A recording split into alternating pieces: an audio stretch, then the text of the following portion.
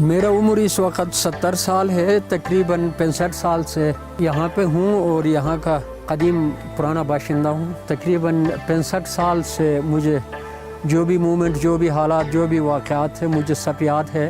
تو یہ جو جگہ ہے جہاں پہ ہم ہیں یہ ہمارا آبائی زمین ہے، آبائی وطن ہے، اور حمزہ کی آبادی یہاں سے شروع ہوئی ہے۔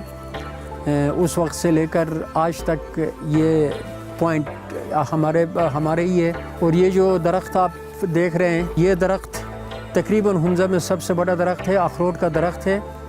اس کی عمر کوئی اراؤنڈ اباؤٹ 200 سال کا لگ رہا ہے کہ ہمارا ایک دادا یہاں پہ درخت لگا رہا تھا۔ اس کا کہانی یوں ہے کہ کوئی فقیر یہاں پہ آیا یا کوئی پیر تھا، اس نے ہمارے دادے سے کہا جی کہ کل کا دن بڑا اہم دن ہے درخت کے لیے، جو ہے نا وہ اچھا جو ہے وہ 7 کا دن ہے۔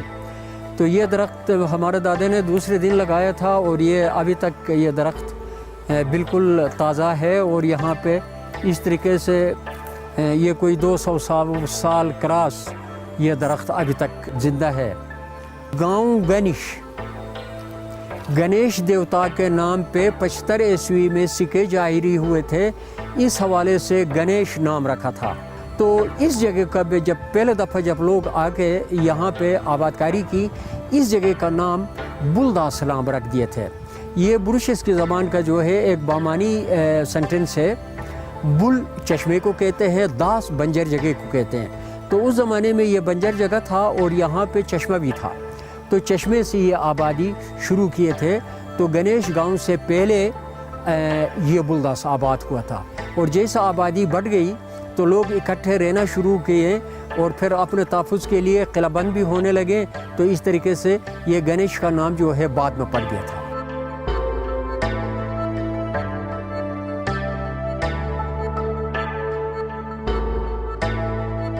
گلگت بلتستان ایک بہت بڑا ایریا تھا، قدیم اس کا نام برشل تھا۔ برش قومیت نے آباد کی تھی، جو اس وقت بلتستان، لداخ، مقبوضہ کشمیر، آزاد کشمیر، چترال، کافرستان، اور اس وقت جسے گلگت بلتستان کہتے ہیں، یہ ایک سلطنت تھا۔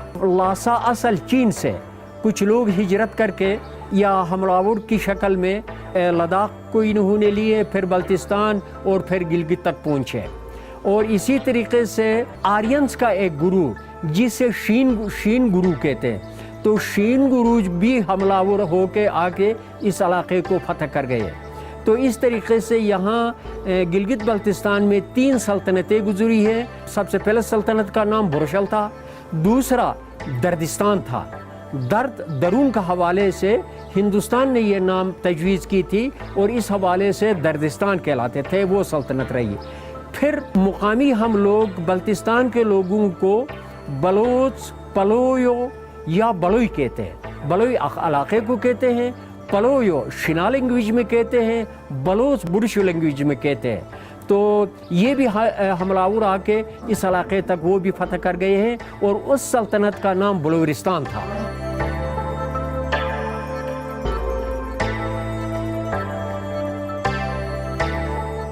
اور زبان کا حوالے سے بھی جو ہے یہی سامنے آ جاتے ہیں کہ یہ 3 قومیتیں۔ برشال برش کا حوالے سے ہے، برش قومیت، اچھا، اور دردستان شین اور برشو قوم دونوں کو ملا کے اس کی پہچان ہے. تو میں عرض یوں کر لوں جی کہ جو پلویو یا بلور کہتے ہیں یہ چین کے باشندے ہیں، لاسا اصل سے آئے ہوئے ہیں. اور شین جو ہے آرین گروپ کا ایک قوم ہے جو شین گروپ سے تعلق رکھتے ہیں. برشال جو ہے یہ تورانینز ہیں، یہ توران کا حوالے سے اچھا ان کی جو ہے وہ کڑیاں ملتی ہیں. برش قومیت کی زبان کو برشس کی زبان کہتے ہیں جو انتہائی قدیم زبان ہے، جو تورانین کی اصل ہونے کا بھی امکان ہے، اس کی بیٹی ہونے کا بھی امکان ہے. شینا زبان جو ہے آرینز کی شین گرو کی ایک زبان ہے، تو یہ بھی آرینز کی ایک بیٹی ہے آرین زبان کی. بلورستان کی یا بلوچ کی زبان یا بلوئی کی زبان ہم کہیں تو یہ ایک چائنیز زبان ہے جو وہ لے کر آئے ہیں. یہ تینوں زبانوں کی پری ہسٹری اس طریقے سے ہے، اور یہ ہسٹری ملتا ہے ہندوستان کے سکالروں سے بھی ملتا ہے، رشین سے بھی ملتا ہے، یعنی کتابوں سے بھی ملتا ہے، اور چین کے بھی جو کتابوں سے ملتے ہیں. میرے اسٹڈی کے مطابق یہ اس میں کوئی شک یا کوئی مشکوکیت کی بات نہیں. یہ 3 میجر یونٹس ہیں گلگت بلتستان میں، باقی چھوٹے چھوٹے یونٹس ہیں لیکن وہ ان میں ضم ہے، اور یہ 3 میجر یونٹس ہیں زبان کے حوالے سے، ریس کے حوالے سے، اور ان کی سلطنتوں کے حوالے سے.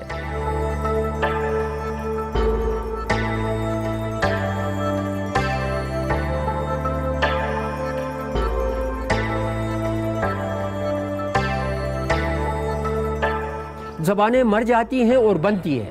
اس طریقے سے ایک ڈومکی زبان ہے جو یہاں ہنز میں ہے، ایک چھوٹی سی گاؤں میں ابھی تک جو ہے وہ زبان چل رہی ہے لیکن ابھی وہ کمزور ہوتی جا رہی ہے. اسی طریقے سے جو ہے کلوچتن کہتے ہیں ہم، یہ سوات کے نزدیک کے ایریا میں رہتے ہیں، ان کی بھی ایک زبان ہے، وہ بھی ایک قدیم جو سونوالوں کی زبان کہلاتے ہیں، یہ بہت ہی قدیم زبان ہے. تو اس طریقے سے چھوٹی چھوٹی زبانیں ان کی بہنیں ہیں، لیکن جو میں نے عرض کی یہ 3 زبانیں اس خطے کے میجر زبانیں ہیں. یہ برشس کی زبان بروشل سلطنت کی صرف حصہ نہیں تھی بلکہ وہاں پہ زبان بھی برشس کی زبان بولی جاتی تھی. لداخ کا بھی سب سے پہلے جو آبادکار ہے وہ برشو ہے.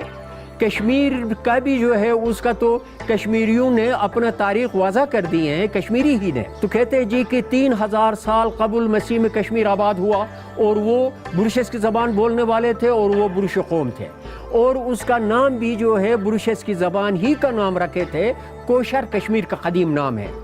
کوشر ہمارے برشس کی زبان میں بامانی لفظ ہے معنی کے لحاظ سے. اس کا معنی یوں ہے کہ کوئی بھی جڑی ہوئی چیز جو ٹوٹے نہ، اس کو کوشر کہتے ہیں ہم.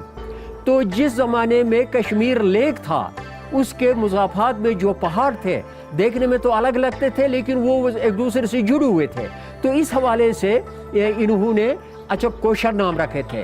آج بھی کشمیر کے دانشور، کشمیر کے شاعر، کشمیر کے ادیب آج بھی کوشر کے پکارتا ہے. گوگی جو ہے وہ کشمیر کا نام کوشر ختم ہو گیا، کشمیر کہتے ہیں، لیکن ان کی ادبی میدان میں ابھی تک وہ لفظ استعمال ہو رہا ہے.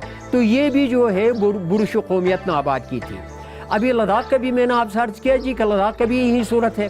لداخ کے مرکزی 3 گاؤں ہیں، وہ 3 گاؤں کے لوگ جو سب سے پہلا آباد ہوئے، لداخ والے ہمیں بتاتے ہیں جی کہ گلگت صاحب کا آباد ہوئے تھے لداخ میں. اور جب ہم گلگت والے اپنے تاریخ پہ نظر رکھتے ہیں تو گلگت بھی جو ہے برش قوم کی ایک آبادی تھی. اچھا برش نے ہی آباد کیے تھے، اور گلگت کا نام بھی برشسکی میں ہے.